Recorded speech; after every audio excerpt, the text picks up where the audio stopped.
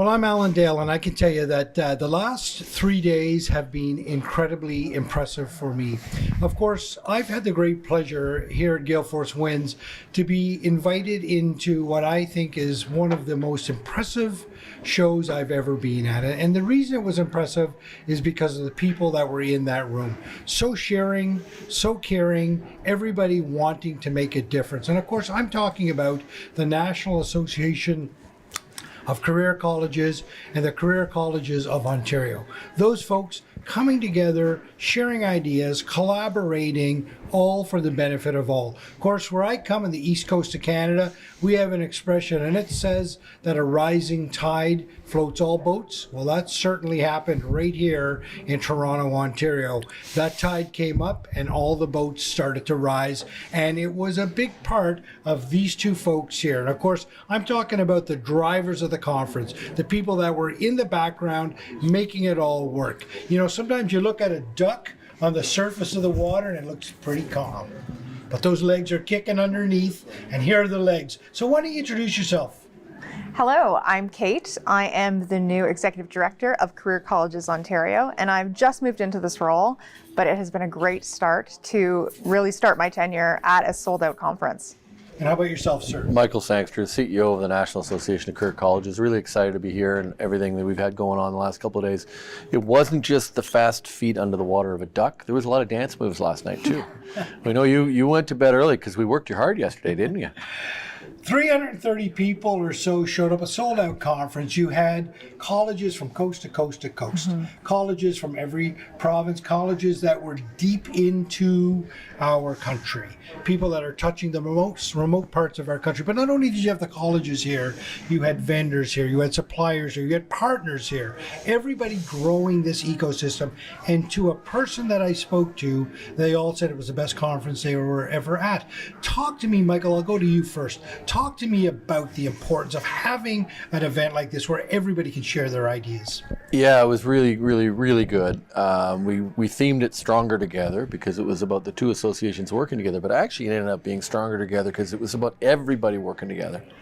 And like most of these events, there's the rooms and there's the speeches, but it's what happens in the hallway. And I saw people coming together talking about issues that are of concern to our sector, and talking about building curriculums together, building programs together, making sure that we meet the needs of students that come into our institutions who just want to get back to work and be productive. And you could feel that energy actually in the crowd today. And from the Ontario perspective, how did you feel it all went? It was amazing.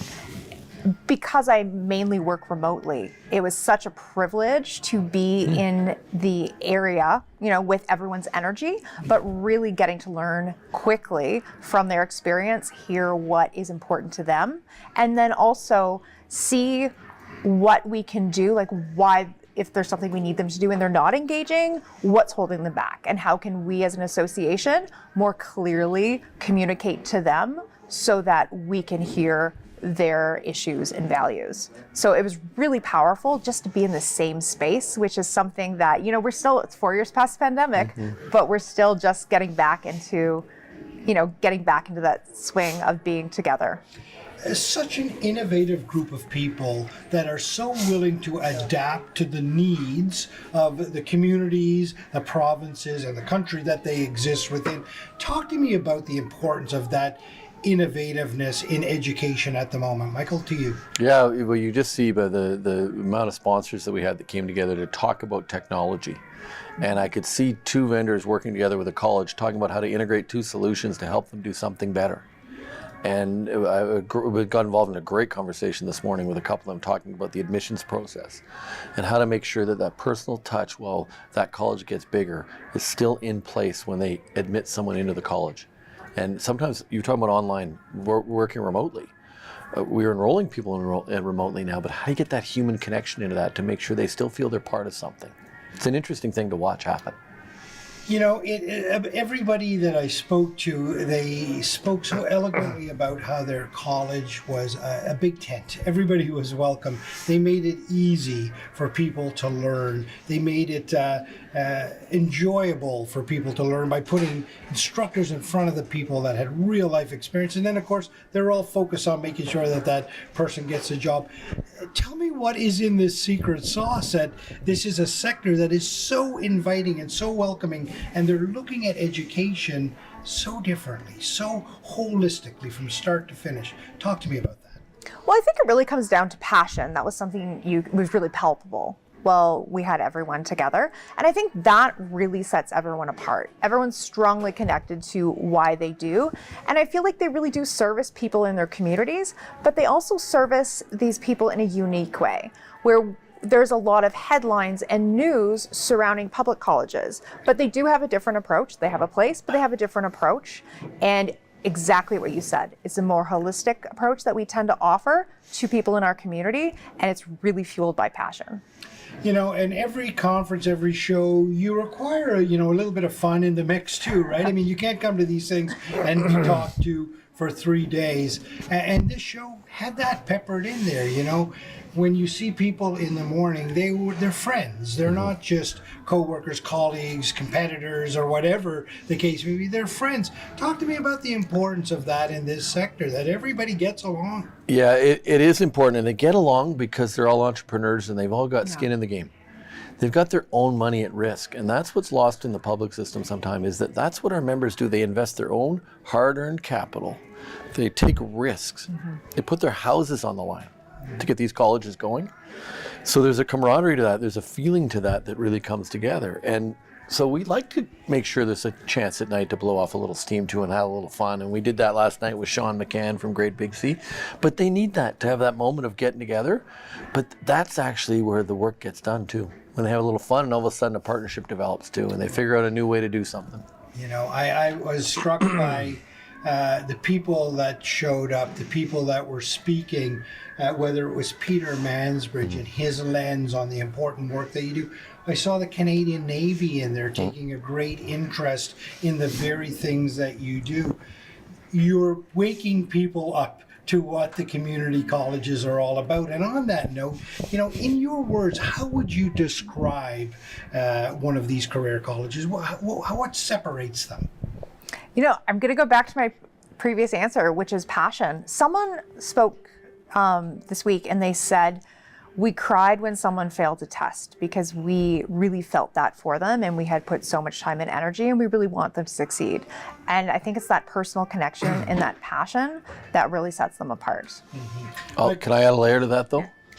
Because Kate's bang on, but for me, it's that connection to the employers. There's an employer at the far end of that college that's at the far end of graduation that's been with the student as an instructor maybe, but there's a job waiting, and they know there's a job waiting when they take that course because we have to work that way under our regulatory system. And it's important. I'm excited to work with Kate because Kate was an instructor in a career college, so she's going to bring that lens and that passion to this job, which is, if you just have to talk to one of our instructors, as she says, the passion, it just comes through. They care. So for Ontario, what's over the horizon? What are you excited about in the next year, 2, 3 years? Well, I serve at the pleasure of the board, so I'm looking forward to having this discussion with them. But I mean, really it comes down to government relations and public relations. It's going to be a really busy year in government relations because there's a possibility of 2 elections. So that really changes the outcomes and maybe how you might frame things. And then of course we have great public relations that we're starting to build. I'm new in this role, but really showcasing all the positive things that our sector does. And I think something Michael really highlighted was Stronger Together. And he urged the colleges, adopt another college and share their content as well, because we really want to amplify our voices. And 2024 has been quite a year, and I think it's really motivated and brought people together and united them on one issue. And Michael, at a national level, what's on the horizon for you? What are you most excited about? I started with you here Wednesday afternoon talking, and it's about being a cheerleader. The opportunity to keep being a cheerleader for this sector that does so much good. And every meeting, every day, every call that I can do to help knock down the misconceptions about our sector, that gets me excited, because I go to a graduation ceremony. And Kate got to go to one last week. We were talking about, it's inspiring to see those people. To see a 45-year-old single mother graduate with her 2 children in the room, headed towards having a career, not a job. You know, I'm a little more jaded than I used to be, but it breaks you up, and you just want to be part of it. You want to be more of it. These colleges do unbelievable things, and people don't get a chance to see it. So before we leave, I want to thank you and Jerry and your team, because you've gone passionately around our country telling our stories for the last couple of months here. I don't think we've had you in every province, but man, we've had you all over Canada, and you've done an amazing job of, I think, capturing that energy that Kate talks about, that spirit. Well, it was a pleasure. It was an honor to be brought into some of those journeys, emotional stuff.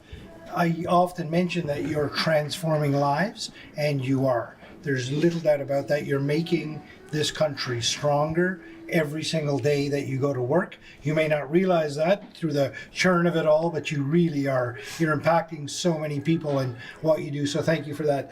All of this stuff doesn't happen, folks, without a steady hand on the tiller, pointing us in the right direction, getting us into that, through that tumultuous water and over the horizon. So thank you both for your leadership. We very much appreciate it. It's a pleasure to be here. Pleasure to be here, and I'd be remiss if I didn't mention Opulence Education Group that allowed us to have you here doing all this for the last couple of days, because it's been powerful. It has been.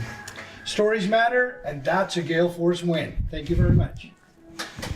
Oh, we get applause too. We get applause.